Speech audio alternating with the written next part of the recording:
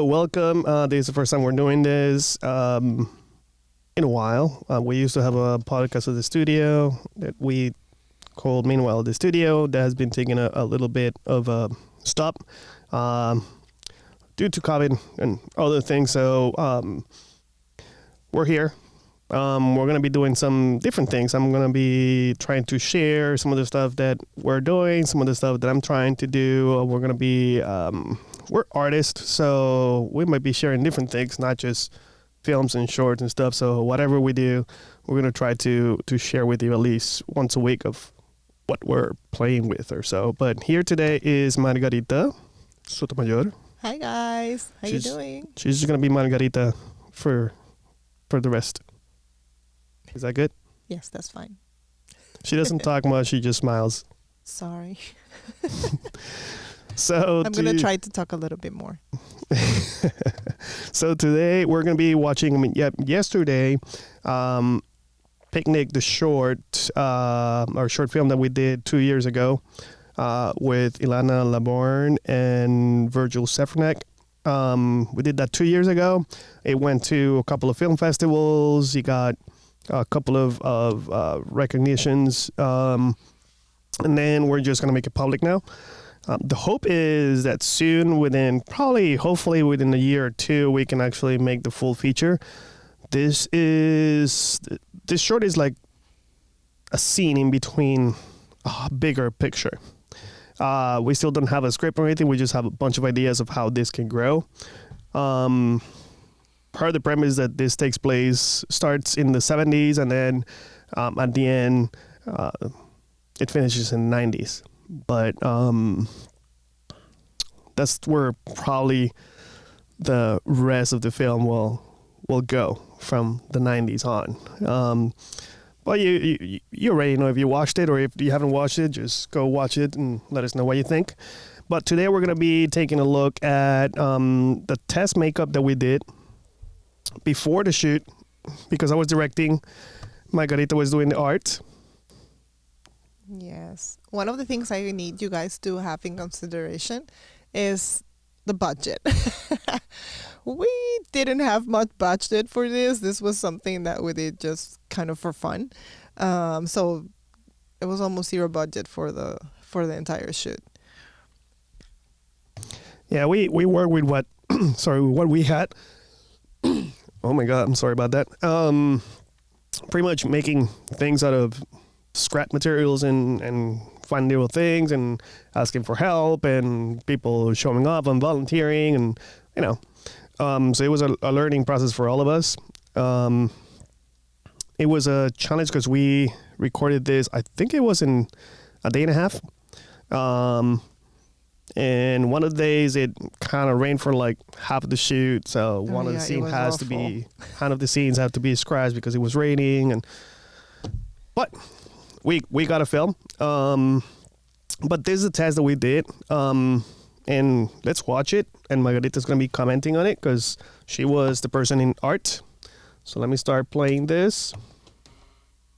And of course, everything is a time lapse because we don't want to sit and watch this for 4 hours. It was really nice to work with the talent. They were awesome. They gave us everything they could. They followed the instructions very well. They were always in good communication. So it was really, really nice to work with them. They were great. Some of the costume that we found, we were able to find them in like Goodwill and places like that. It was really cool because you can find costumes from that time frame on those stores, and put it together was a lot of fun. Hair makeup, well, I'm not the best at it, but I try my best on it. It was crucial for the film because of the time frame that we had. Like it was between the 70s and 80s. Yeah. So we needed to have that distinction between the years.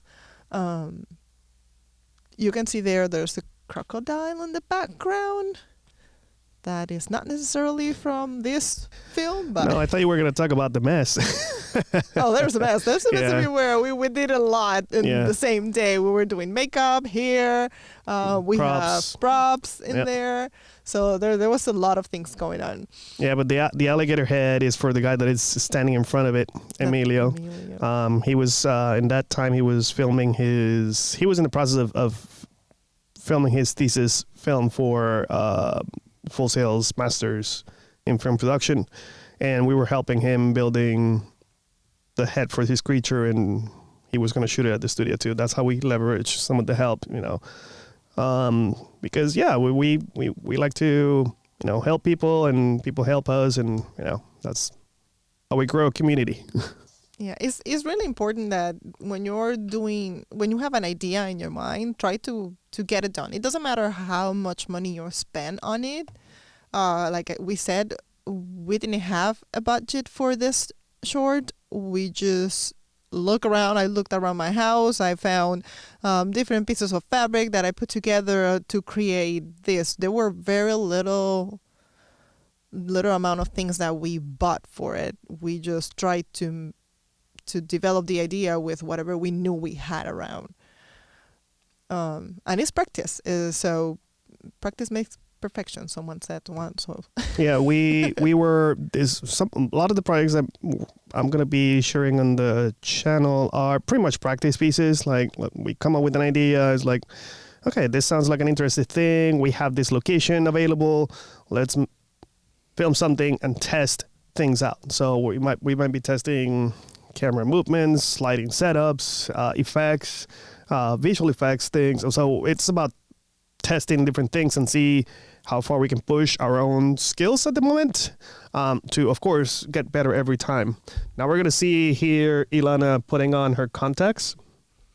Oh yeah, that was a hard part. Yeah.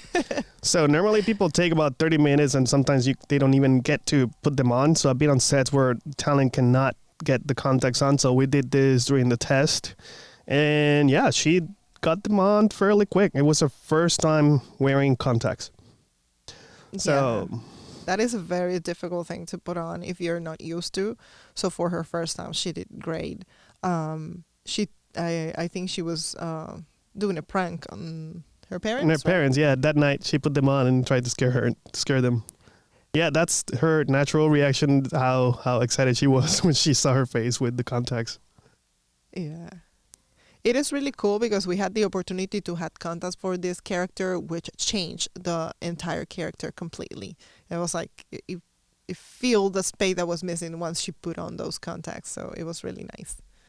It was a really nice touch that we were able to accomplish when creating the character.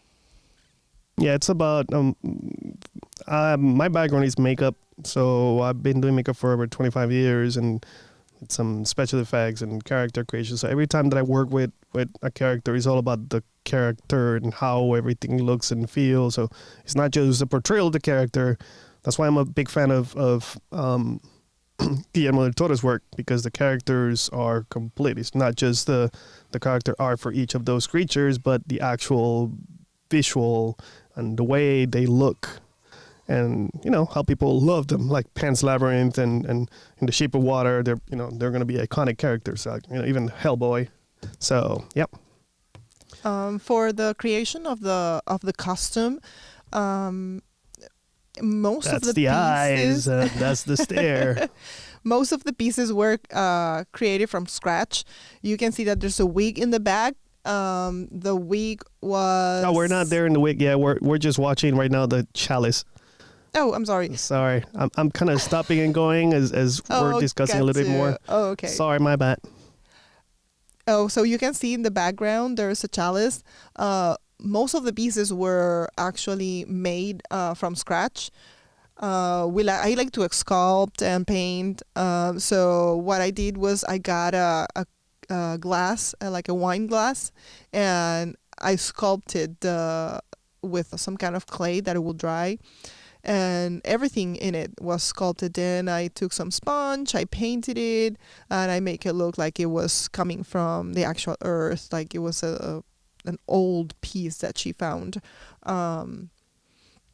Also, if you a little further on, you're gonna see also. Let's take a look at that headpiece and that you were talking about.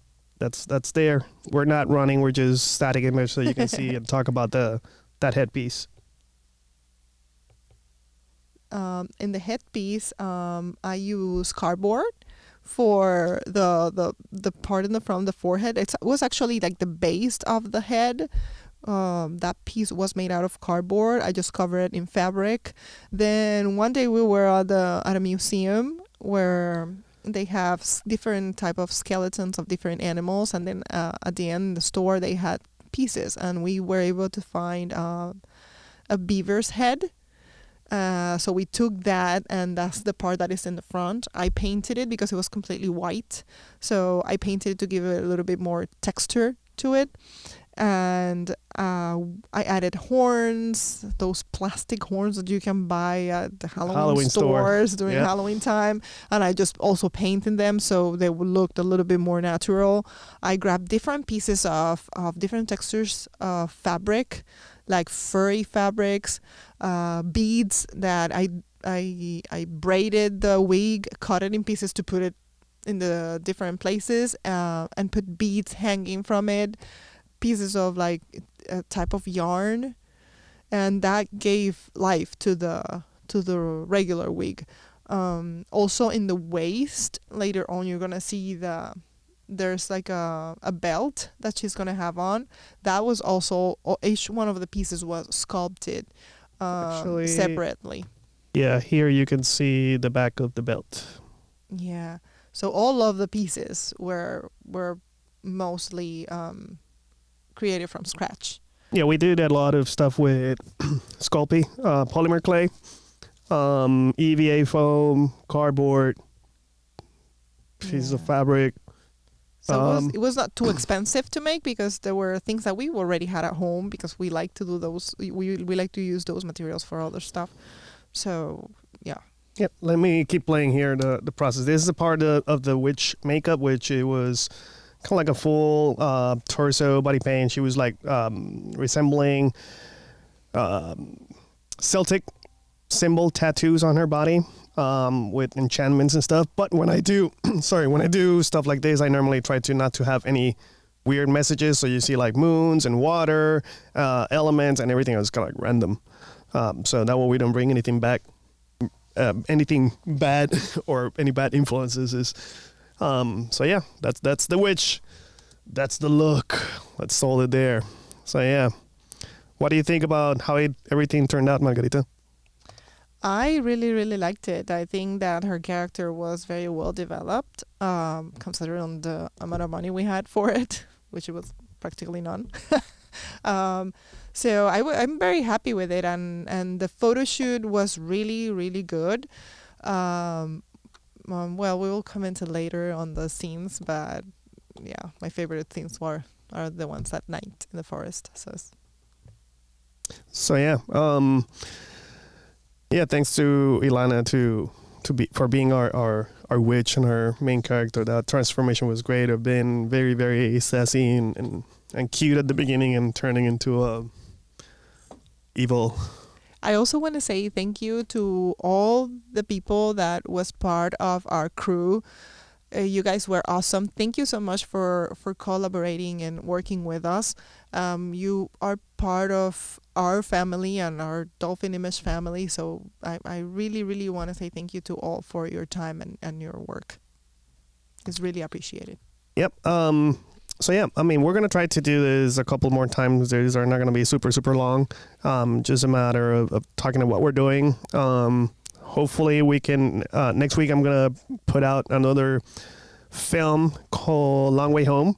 It's a short that we did when we bought the Patterson Studios, that is now Dolphin Image Studios. It was the first project for the studio. We haven't put it out yet, so it's been in the vault for quite a while. And next week is coming out, so I invite you guys to watch it. It's a zombie short that we did for a local film showcase, part of the Orlando Independent Filmmakers group. It's a story from Christina, and yeah, I mean, stay tuned because every week we're going to try to put something. It might not be films. It might not be, I don't know. We're artists, so it might be body paints, props, set pieces, testing gear that we find at the studio that we have no clue what it is. Maybe pulling something out of a box that we found and we have no clue, where we might be asking you guys questions about what it is, and maybe we can learn from you, and hopefully that's the case. But yeah, let's see where this journey takes us. So we might be kind of like switching back and forth between languages. So if we go fully bilingual on you, I'm sorry. Yeah. Normally when we're on set, I tell people to remind us that we switched, but if we don't, I'll try to put some subtitles. That's true. My apologies for that. My brain sometimes wants to switch to another language. So Margarita, anything last thoughts you have? No, thank you so much for watching and for being patient with us. I hope you tune us for the next time too. Yeah, most people say, click here, subscribe, blah, blah. No, just do what you want to do. I mean, if you want to follow, if you want to just stay on the loop, you know what to do. And if not, just find us on Facebook and you'll know when we post stuff. Bye. Bye.